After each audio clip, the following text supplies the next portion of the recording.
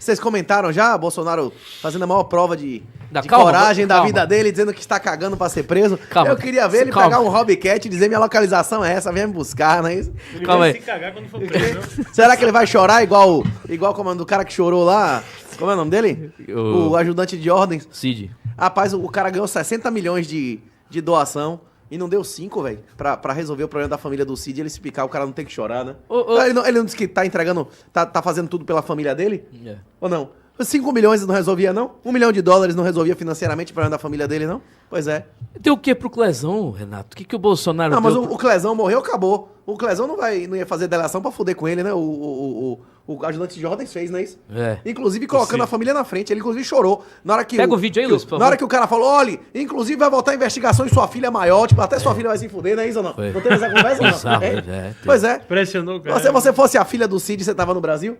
Não, é evidente que Se não. você tivesse no lugar de Bolsonaro, você não resolvia financeiramente a vida da filha do Cid, mas não? é óbvio, né? Mas é óbvio. Porra, você recebendo 60 milhões de reais foi 56 milhões de Pix, não foi? Foi. Pois é. Não, foi 16, 17 Não, milhões. disse que no final virou todas as doações da porra toda. Eu não Só sei. que dos 56 milhões, ele alega ter gasto 26 em negócio de advogado e multa. Pagou a porrada de multa, porrada de advogado, pagou porrada de coisa. Devolveu tudo a Lula, né? Ou não? Rapaz, quero mandar um abraço pro meu amigo Lohan Lima, apresentador deste horário. Está em viagem, está na cidade de Seabra, tô dizendo porque ele mesmo colocou no Instagram dele. Um abraço.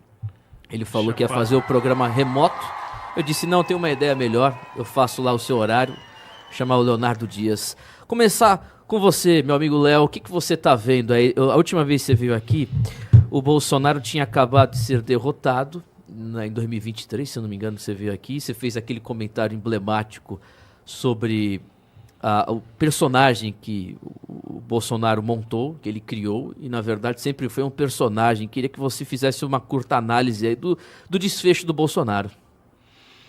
Olha, o desfecho que você fala em que sentido, Timóteo? Desfecho, Do porque- que vai acontecer politicamente com ele? Acontecer indica que ele vai em cana, né? Mas o que você acha aí desses últimos 2 anos aí de Bolsonaro? Olha, eu acho que o Brasil hoje vive uma situação, né, no qual, assim, a gente está repetindo o que a gente já falou há 2 anos atrás, né? As instituições cada vez mais consolidadas em relação ao controle do crime organizado e o Bolsonaro, com a sua presença no Brasil ainda fazendo uma oposição, vamos dizer assim, apenas formal ao Lula, ele acaba sendo uma peça fundamental na engrenagem do sistema, na medida em que ele acaba dando a legitimidade necessária, né, dando a maquiagem necessária para que a gente possa imaginar que as instituições ainda funcionam. Você vê que o sujeito sabe que o STF vai condená-lo, mas mesmo assim ele vai recorrer dentro das malditas 4 linhas que ele tanto disse. Você viu a desculpa dele na notinha? Que ele confia na justiça, que os advogados confiam na justiça. Ou seja, ele acaba ajudando, na verdade, né, o imaginário popular de que não existe possibilidade nenhuma de reação e que o único caminho é esse, a rendição, né? O Bolsonaro foi um personagem que acabou ajudando, vamos assim dizer, a criar nesse imaginário da massa de que tudo que aconteceu era absolutamente inevitável. É como se nós estivéssemos em um roteiro fixo que, na verdade, nada poderia ser feito. Então o sujeito pergunta assim, você faria o quê no lugar dele? Sendo que lá atrás foram apontados diversos caminhos e simplesmente foram ignorados. É como se os caminhos que foram apontados fossem alternativas esdrúxulas, absurdas, né? Ele classificava de ideias da direita burra e ainda assim continua com a mesma arrogância, como se não tivesse cometido erro algum. Quando ele pergunta, por exemplo, você faria o quê no meu lugar? Significa dizer que ele não reconhece que fez tudo errado. Né? Quando, por exemplo, fez um governo basicamente de esquerda, fazendo tudo que o PT faria, avançando a agenda globalista, como nunca antes na história, sob a justificativa de que era justamente uma forma de o PT não votar e tinha que ser daquele jeito. E o resultado acabou sendo esse daí, né? O Brasil, com o establishment consolidado como nunca esteve na história, e o povo, basicamente, ainda, mesmo com tudo isso, ainda acreditando em uma reação que, na verdade, nunca vai existir. Ele sempre inventa ainda... É uma situação de que se retroalimenta, né? De que vai acontecer uma coisa nova, não sei o quê. E, na prática, nós estamos hoje num momento... Por exemplo, o Lula hoje está nas cordas, basicamente até a própria mídia já largou ele, setores importantes que deram suporte ao seu retorno, mas ninguém nem pode ir para as ruas, nem pode existir uma pressão realmente que pudesse, por exemplo, fazer o Lula cair, porque o Bolsonaro acaba sendo essa figura apaziguadora, o único capaz de manter o povo calminho enquanto tem todos os reveses possíveis, né? Então ele vai, por exemplo, nessas manifestações aí, estavam programados para pedir a saída do Lula, ele vai lá tomar a frente para dizer que não, que agora Lula tem que ficar até 2026, que agora vamos pedir a anistia, que no fundo é a anistia dele mesmo, né? Ou seja, ele poderia inclusive usar o momento para promover, aumentar ainda mais a indignação popular, para, em vez de ficar se defendendo, atacar.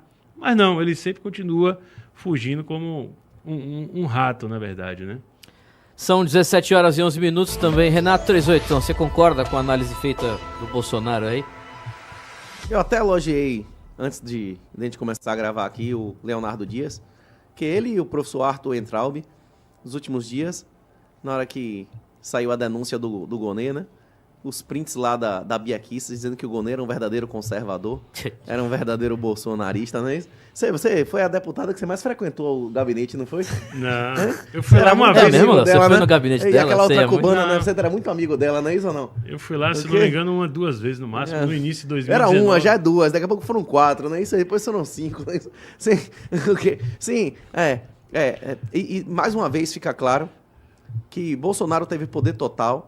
Ele escolheu quem quis, não é isso? E ele escolheu essas pessoas para se cercar. E a Bia Kicis era uma das poucas pessoas em volta de Bolsonaro que tinham alguma formação jurídica e trabalhou contra o impeachment dos 11 desde o primeiro dia de governo de Bolsonaro, não é isso? Várias pessoas juristas foram ao gabinete da Bia, dizendo: Bia, está na hora de trabalhar pelo impeachment, todos cometeram crimes e tal. E ela, não, é apaziguamento, vamos governar para todos. O problema é quando você tem lobos e você tem cordeiros, tratar todos igualmente, é fazer o quê? Quem tem piedade do criminoso não tem piedade da vítima, sacrifica as vítimas, não é isso? A ovelha. Pois é. Nesse caso aí, meu irmão, rapaz, e não duvido que a Bia Kicis, mesmo depois de tudo isso, ainda seja reeleita, não é isso? Hein? Ela disse que o Gonê era conservador, ela tinha dito isso... Ela contra a indicação do Aras, eu lembro. Agora a questão ela disse seguinte, agora também. O Bolsonaro ser preso não significa o fim político dele. Inclusive, ninguém sabia quem era Leste Valesa antes dele ser preso. Ninguém sabia quem era Mandela antes dele ser preso. Ninguém sabia quem era Gandhi antes dele ser preso.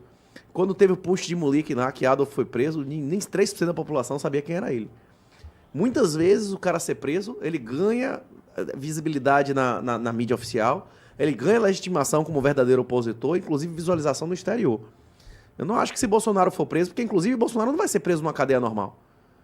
Inclusive, se ele achasse que isso fosse acontecer, ele já teria caído fora, né? Ah, eu não discordo de você. Né? Você acha que ele vai ficar numa cadeia que nem o do Lula, sede da Polícia Federal? A expectativa dele deve ser essa. Agora, isso da realidade. Isso vai se cumprir ou não? Você acha que se ele achasse que ia ter a cabeça raspada, ia pegar piolho e ser enrabado na cadeia, ele ia ficar dizendo que tá cagando de medo de ser preso? Ele ia dizer aquilo que ele disse ou não? Hein? Aquilo é conversa fiada que ele disse, da boca pra fora. Cope, que chama na psicologia, né?